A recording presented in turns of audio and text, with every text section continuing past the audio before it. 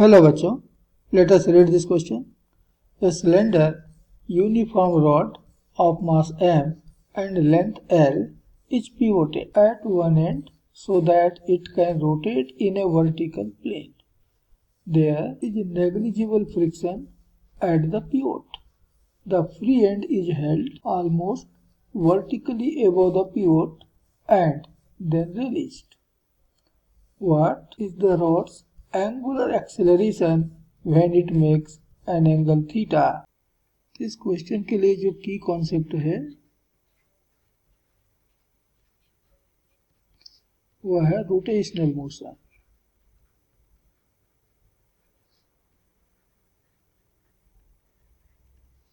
तो हमें क्वेश्चन में दिया हुआ है कि मास ऑफ द रॉड ये बराबर दिया है m और हमें दिया है लेंथ ऑफ द रॉड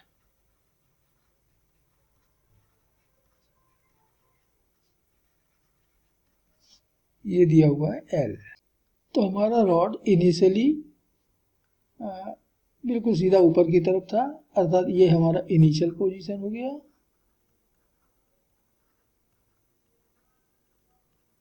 और यहां से रिलीज करने के बाद ये थीटा एंगल से घूमकर ये फाइनल या न्यू पोजीशन पे आ गया।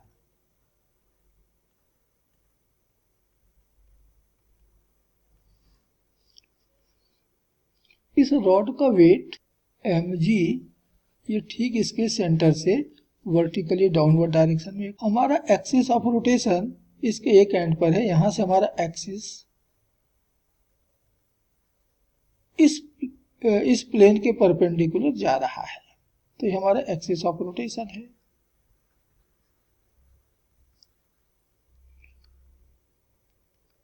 तो ये हमारा एक्सिस ऑफ रोटेशन का परपेंडिकुलर डिस्टेंस हो गया।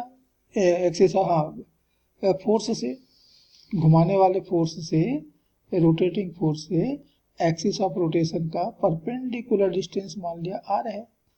अब एंगल थीटा है तो सामने ये एंगल भी थीटा होगा, अल्टरनेट एंगल। और तब अच्छा ये पूरे रॉड की लेंथ L है तो ये तो हो जाएगा इसकी आधी लेंथ L/2 सेंटर से पिवोट तक, और इधर भी हो गया आधी लेंथ L/2। तो हमें ये लेंथ L/2 मिल रहा है, सामने वाला लेंथ R मिल रहा है, एंगल है थीटा। तो यह सबको मिल रहा है कि sine theta is equal to R upon L/2। तो मैं 2 को ऊपर ले चलता हूं, तो R हमको मिल रहा है L/2 इंटू साइन थीटा। इतने डिस्टेंस पे हमारा रोटेटिंग फोर्स एक्सिस से लगा हुआ है। And therefore the torque produced by weight of the rod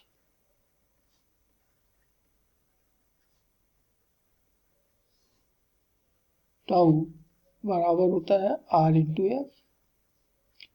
R हो गया L/2 साइन थीटा और F फोर्स हो गया mg। तो कोई मिलाकर टॉर्क हमको मिल गया mg L/2 into sine theta. अब देखिए मोमेंट ऑफ इनर्शिया,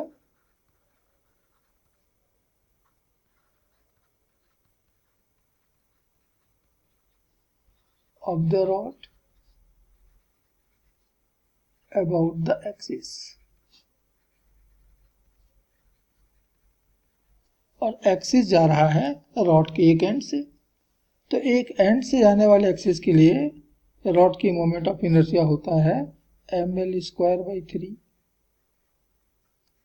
ml²/3। अब हमको मालूम है since the tau is given by I into alpha, जहां अल्फा कहलाता है एंगुलर एक्सीलरेशन, और हमें इसी की वैल्यू तो मालूम करनी है कितनी है। तो अल्फा बराबर हमको मिल गया टाउ अपॉन I। तो टाउ है हाफ mgl साइन थीटा, और I हमको मिल रहा है 1/3 ml²।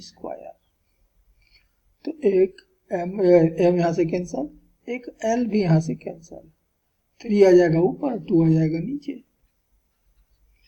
तो इट इज 3/2 और बच गया G/L इंटू साइन थीटा। तो जब रॉड वर्टिकल डायरेक्शन से थीटा एंगल बना रहा होगा उस समय उसका एंगुलर एक्सेलरेशन इतना मिलेगा, 3/2 GL into sine theta, 3/2 into G/L into sin theta, and this is final answer of this question. Hope you understood it well. Best of luck.